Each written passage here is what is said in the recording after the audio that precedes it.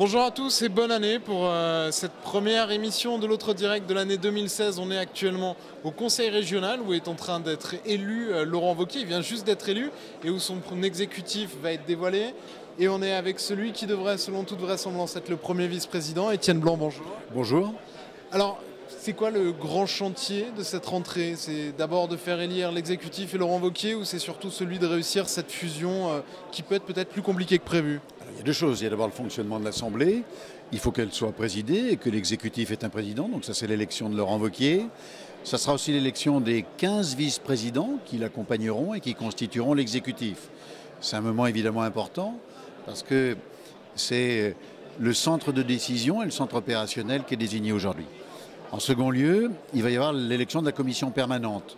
Elle sera d'une 60aine de membres et c'est elle qui est une sorte de mini-assemblée et qui permet de passer toute une série de délibérations qui ne justifient pas qu'on passe en assemblée plénière où les procédures sont lourdes et sont longues. Et puis troisièmement, ce début d'année et ce lancement de ces 6 années, ça va passer par des décisions très simples et très claires que Laurent Wauquiez a annoncées.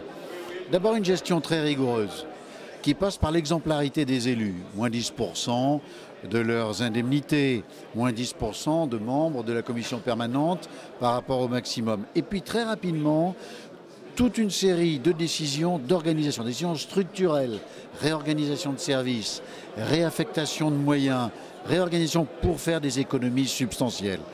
Et puis ce sera un énorme travail sur la fusion des deux régions anciennes, Rhône-Alpes et Auvergne, comment mutualiser les services, comment les réorganiser, pour faire en sorte que Rhône-Alpes et Auvergne, ce ne soit pas une dépense identique à ce que c'était par le passé, qu'on puisse faire des économies en fusionnant ces deux régions. Laurent Wauquiez a beaucoup parlé d'une nouvelle génération, d'un nouveau souffle, la génération terrain. Quand on prend l'exécutif, on vous retrouve vous êtes député-maire, Brice Hortefeux, Philippe Meunier. Il y a quand même pas mal de cumulards et de parlementaires. Elle ne saute pas forcément aux yeux, cette nouvelle génération. Alors moi, je pense qu'il est très utile pour une région d'avoir des relais à Paris. Les politiques, elles vont se décider ici en Rhône-Alpes pour Rhône-Alpes-Auvergne, ici à Lyon. Mais les politiques, elles se décident aussi à Paris. Et il est très important que la voix de la région soit portée à Paris. Et les parlementaires, en ce sens-là, seront très utiles.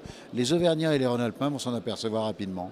Mais vous, par exemple, vous êtes député-maire, maintenant premier vice-président de la région, avec une fonction très importante, les finances et l'administration générale.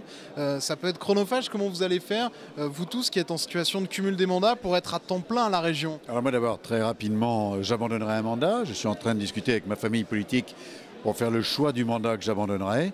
Et je serai une grande partie de mon temps présent ici à Lyon, au siège du conseil régional, pour travailler sur les questions de finances et de réorganisation d'administration. 3-4 jours par semaine, je serai présent ici.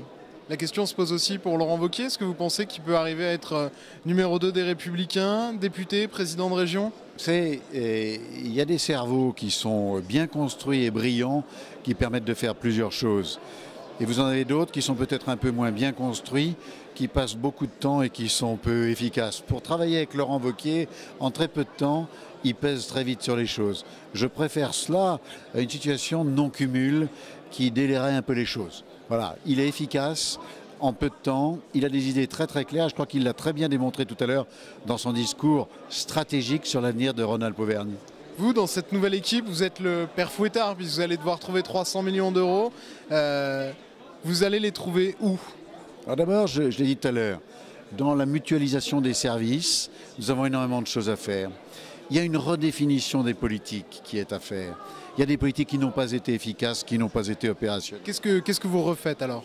Par exemple, nous avons posé la question des politiques territoriales. Pour m'exprimer clairement. Aujourd'hui, la région, elle fonctionne avec les territoires, avec des contrats de développement durable de la région Rhône-Alpes. Ce sont des contrats dans lesquels il y a une phase d'instruction, qui est une phase extrêmement lourde. Et dans cette phase d'instruction, vous avez des représentants de la région, des politiques, mais aussi des services, qui vont aller imposer à un territoire de Rhône-Alpes, d'Auvergne ou de Rhône-Alpes, qui vont aller imposer une politique conçue ici. Ben, nous allons procéder différemment.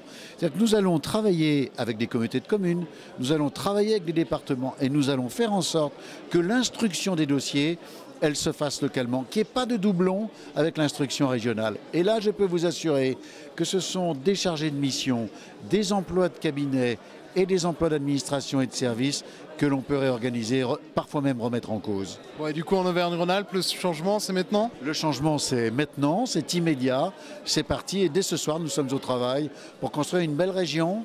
Vous verrez, elle sera dynamique, elle sera performante, elle sera moins coûteuse et elle sera très efficace dans un certain nombre de politiques. Merci beaucoup Étienne Blanc d'avoir répondu à nos questions et on se retrouvera demain pour une nouvelle édition de l'Autre Direct. Nous serons avec Philippe Cochet, député maire de Caluire, Les Républicains et candidat pour rester président de la Fédération Les Républicains du Rhône. Merci beaucoup, au revoir. Merci.